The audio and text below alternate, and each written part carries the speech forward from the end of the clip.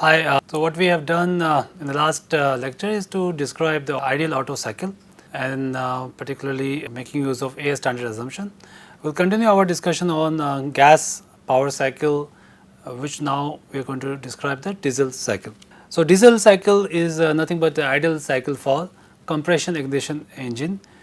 Okay, in this particular engine, the combustion takes over a long period of time, and hence we consider or idealize this combustion process as constant pressure heat transfer to the system or constant pressure combustion, compared to the case of spark ignition engine where we consider constant volume. So, this is the only difference between the Otto cycle and diesel cycle. The diesel cycle, the combustion or the heat transfer to the system is at constant pressure. On the other hand, for Otto cycle, it is at constant volume. Okay, so let me just describe the four processes of the diesel cycle. So, as I said, for the case of Otto cycle, you have this kind of process. Okay. On the other hand, for the case of diesel cycle, the 1,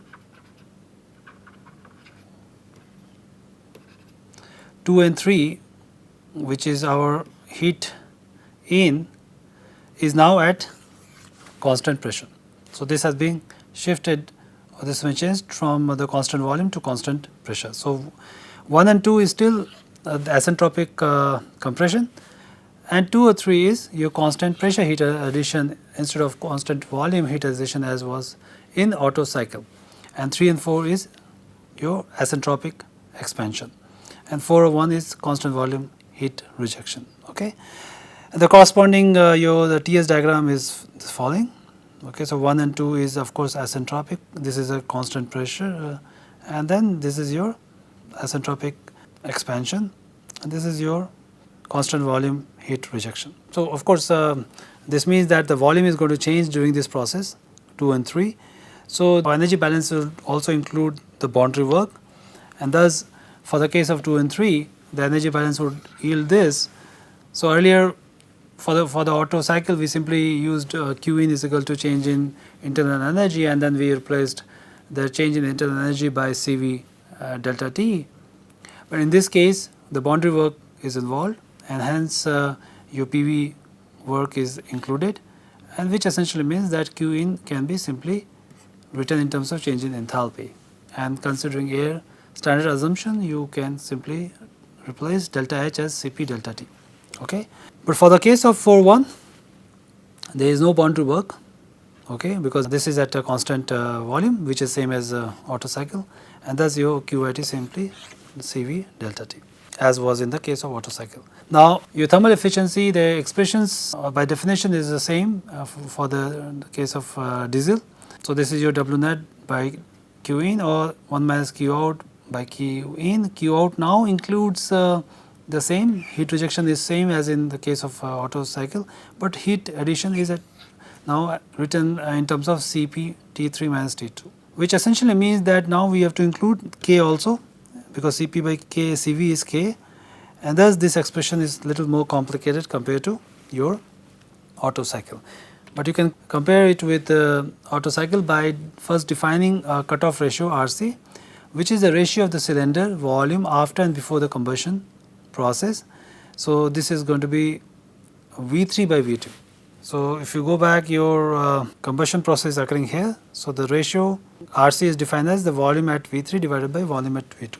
So, if you make use of this Rc, just to define it a little different from that of Otto cycle, we can utilize this definition and the previous expression, and as well as the definition of isentropic ideal gas relation for the 1, 2 and 3, 4, and we can come up with this relation for thermal efficiency for the diesel engines. And you can see that you have this term which is same as that of your Otto cycle. In addition, you have this term also.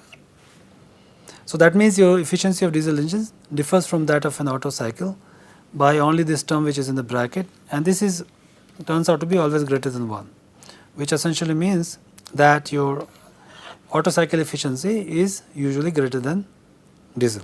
As we decrease the cutoff ratio, the efficiency increases, okay, And we can consider the limiting case when the RC tends to 1, the eta diesel tends towards the efficiency of Otto cycle. The typical compression ratio for diesel is more than that of Otto cycle, it is in the range of 12 to 22. And if you increase this compression, of course the efficiency will be more. So in general, your efficiency of diesel engine is more than that of a spark ignition engine. Okay. You can now make use of this information of the diesel cycle and as well as the A standard assumption, and try to solve this problem at leisure. Okay. And hope you can practically understand the energy balances and how to make use of energy balance for different internally reversible process which we have involved in diesel cycle. Okay. So as I said, you can solve this problem at leisure, try to understand the diesel cycle practically. So with this I will end this lecture, and the next lecture we are going to undertake Brayton cycle. Okay. So I will see you in the next lecture.